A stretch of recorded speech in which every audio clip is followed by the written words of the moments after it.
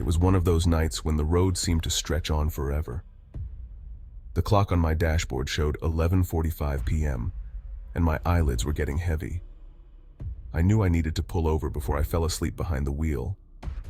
A few miles ahead, I spotted a sign for a rest area. It wasn't much, just a small pull-off with a couple of picnic tables and a restroom, but it would do.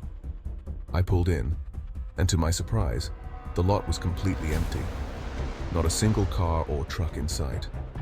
The only sound was the low hum of my truck's engine.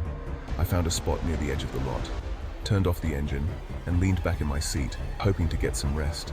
As I closed my eyes, the quiet was almost soothing. But just as I was about to drift off, I heard something, faint at first, like a whisper. I opened my eyes, straining to listen. There it was again, a soft, distant murmuring, too quiet to make out the words. I brushed it off, thinking it was the wind or maybe some animal in the bushes. But then the whispering grew louder.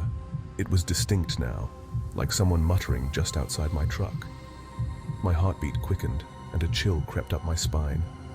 I sat up, scanning the parking lot through the window. But there was nothing, just darkness and the shadowy outlines of the picnic tables.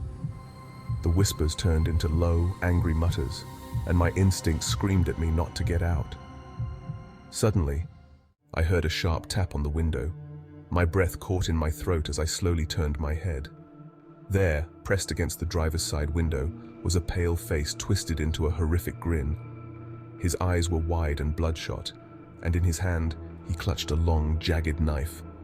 For a moment I was frozen, my mind struggling to make sense of what I was seeing. Was this real?